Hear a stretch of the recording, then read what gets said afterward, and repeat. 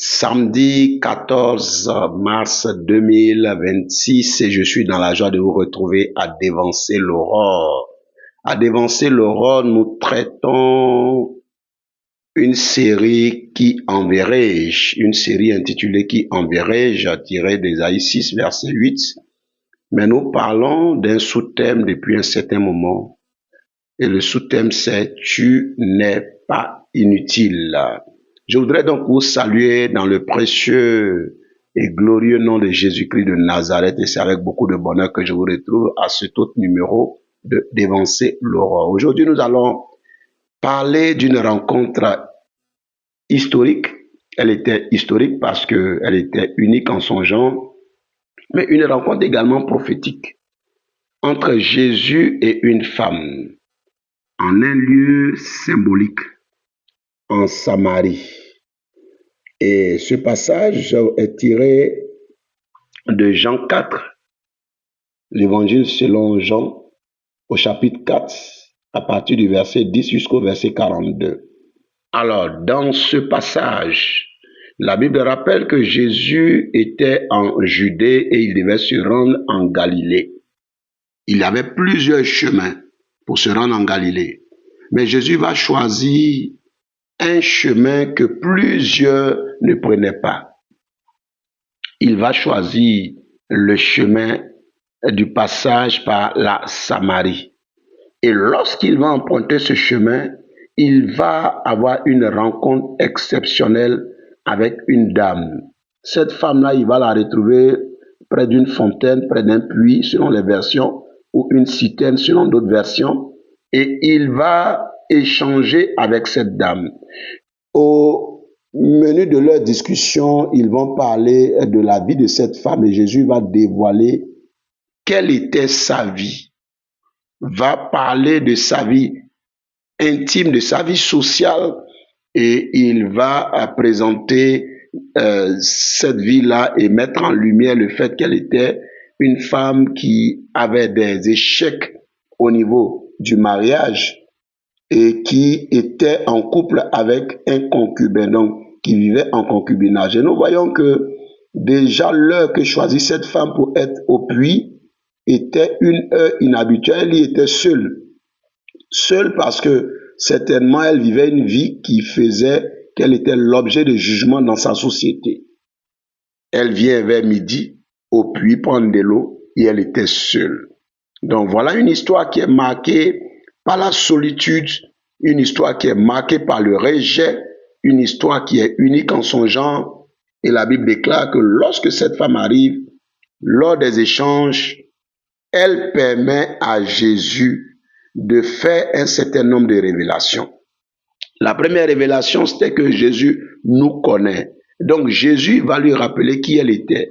La preuve, plus tard dans Jean 4, verset 29, elle va dire, venez voir quelqu'un qui m'a dit tout ce que j'ai fait. Ne serait-il pas le Christ? Donc Jésus lui révèle ce qu'elle a fait. Mais ce jour-là, Jésus également lui fait une masterclass pour lui rappeler également ce que c'est que l'adoration, la vraie adoration. Jésus lui parle de l'eau de vie, l'eau vive, contrairement à l'eau qu'elle était venue rechercher là. Jésus lui parle également du lieu d'adoration. Ce n'est plus sur la montagne, encore moins à Jérusalem. C'est en esprit et en vérité. Et Jésus lui donne autant d'informations qui touchent cette femme et cette femme se dépêche pour parler à son peuple. Et celle qui était seule, qui est venue seule, qui n'avait pas de compagnon, son message va être suivi par toute une communauté qui va connaître le réveil. Chers frères et chères sœurs, cette femme-là, c'est vrai, elle avait commencé une vie difficilement et son histoire était pratiquement liée à ses origines parce que même quand on voulait la nommer, elle était identifiée à sa communauté. Elle était identifiée à sa terre natale. On l'a appelée la Samaritaine. On ne l'a pas appelée Caroline, Rebecca, Sarah et tous les autres noms que vous pouvez donner à une dame. On l'a appelée la femme samaritaine. Et cette femme samaritaine, anonyme, qui tient seulement son identité de là où elle est née, était une femme qui était mal partie. Elle était une femme à problème. Mais pour Dieu, elle n'était pas inutile. Lorsqu'elle vient au puits, elle n'a personne avec elle. Est-ce qu'on peut rester dans une localité sans compagnon? Même celui avec qui il vivait ne l'a pas accompagné. Elle n'avait pas d'amis qui l'aient accompagnée. Mais elle n'était pas inutile. Et vous voyez que Jésus, pour prouver qu'elle n'était pas inutile, ne choisit pas les princes de la ville pour leur annoncer ces vérités importantes qu'il fallait savoir sur l'adoration, le lieu de l'adoration. Jésus va s'adresser à une femme, déjà même pour demander de l'eau à boire. Vous savez, les Samaritains et les Juifs n'avaient pas d'échange parce que les Samaritains étaient jugés impurs et donc il n'y avait pas d'échange et c'était difficilement acceptable pour une femme samaritaine de voir un Juif lui demander de l'eau à boire. Donc Jésus, en lui demandant de l'eau à boire, a trouvé ce prétexte-là. À chaque fois que Dieu nous fait une demande, c'est un prétexte pour changer notre histoire. Mais parce que nous ne sommes pas inutiles. Jésus va lui demander de l'eau, un peu comme le prophète Élie, Dieu a permis qu'il demande du gâteau à la veuve de Sarepta. C'était également un prétexte pour que la farine ne manque pas sur cette dame-là et qu'elle ait son grenier rempli et renouvelé, reconnecté à la source céleste, à la provision céleste, à la providence céleste. Donc, nous voyons ici qu'une femme mise au banc des accusés par sa communauté, par sa société, par les lois de sa société, par les règles de sa société, elle n'avait pas, elle ne remplissait pas les critères, n'avait pas le profil de la personne idéale avec qui il fallait vivre, auprès de qui il fallait être. Mais elle n'était pas inutile selon Dieu. C'est pourquoi Jésus va la rencontrer. Et vous voyez que ce jour-là, parce qu'elle n'est pas inutile, parce que chers frères et chères sœurs, vous n'êtes pas inutile. Quoi qu'on dise de vous, quelles que soient vos origines, peu importe la localité que vous habitez, peu importe le quartier où vous êtes né, peu importe la ville qui vous a vu naître, peu importe le fait qu'on dise de vous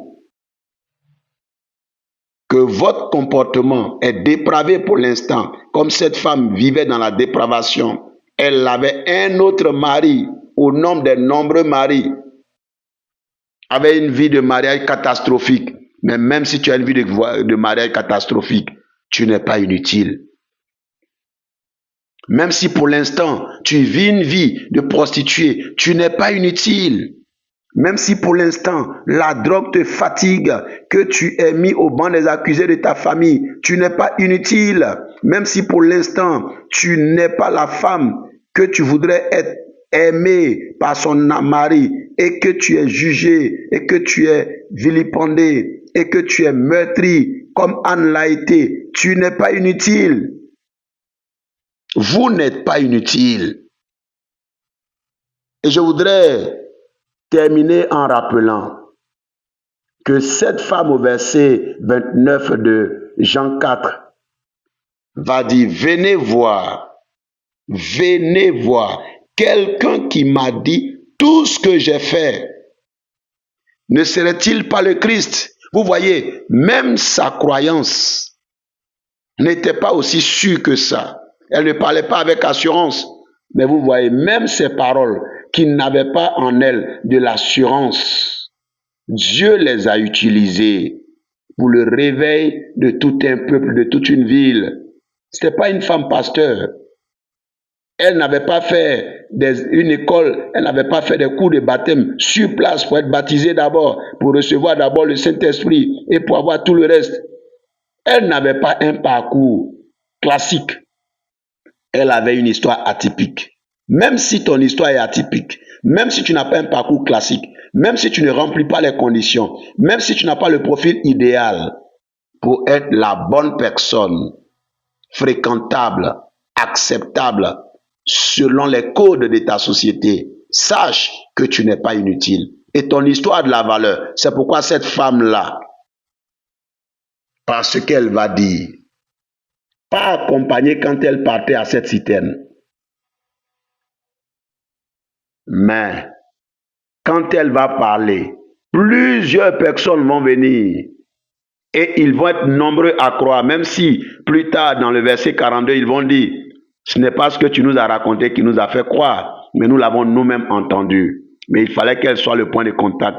Pourquoi? Parce qu'elle n'est pas inutile au bon endroit et au bon moment. Et elle avait rencontré la bonne personne, la personne idéale, le Christ lui-même. Chers frères et chères sœurs, vous n'êtes pas inutile. Ne négligez pas votre vie. Ne vous sous-estimez pas. Ne vivez pas dans le complexe et dans le déni de vos valeurs. Sachez que Dieu vous aime tel que vous êtes et Dieu a besoin d'avancer avec vous. Pour ceux comme cette femme-là, avait connu une vie chaotique, une vie dévastée à travers le mariage. Pour toi, ça peut être le travail. Ça peut être même dans une relation familiale qui est au point mort. Sache que tu n'es pas inutile. Cette femme a pu avoir un nouveau départ. Parce que vous n'êtes pas inutile, vous avez droit de la part de Dieu à un nouveau départ. Et je vous assure que vous aurez un nouveau départ. Alors, dévancer l'aurore pour aujourd'hui, c'est terminé. Mais n'oubliez pas, comme cette femme samaritaine, vous n'êtes pas inutile. Si Jésus l'a choisi pour faire le séminaire sur l'adoration, le lieu de l'adoration, l'eau de vie, comment est-ce qu'il faut adorer? Qui est le vrai adorateur, le faux adorateur? Sachez que vous aussi, vous intéressez Jésus. Votre vie n'est pas inutile. Votre vie est encore importante pour Dieu. Et vous êtes encore utile pour votre société. Cette femme-là, elle a été utile pour sa communauté. Vous aussi, vous l'êtes pour votre communauté. S'il vous plaît, ne l'oubliez jamais. Que Dieu vous bénisse. Alors, c'en est fini pour aujourd'hui. Je voudrais vous souhaiter des cultes. Demain dimanche, s'il vous plaît, ne restez pas devant votre télé, votre écran pour suivre le culte. Le culte a besoin d'être en présentiel. Ça veut dire a besoin qu'il faut que vous rencontriez les autres frères et les autres sœurs de vos communautés respectives. Allez, Dieu va vous visiter. Vous savez, pendant le culte, il y a un certain nombre d'actions importantes qui sont importantes également pour votre bénédiction. Allez louer Dieu, allez adorer Dieu, allez entendre la parole de Dieu. Vous allez connaître la transformation. Dieu va vous toucher, Dieu va vous bénir, Dieu va vous délivrer, Dieu va vous guérir. Il a fallu que cette femme se déplace, qu'elle vienne à la citerne pour rencontrer Jésus. Déplacez-vous demain. Allez au culte. La télé ne règle pas les problèmes. On peut suivre un message, un beau message, mais quand on est là dans la présence de Dieu et on s'est déplacé, Dieu s'occupe de nous et Dieu s'occupera de vous parce que vous n'êtes pas inutile. Que Dieu vous bénisse. J'ai été très heureux d'être en votre compagnie et à très bientôt. Merci.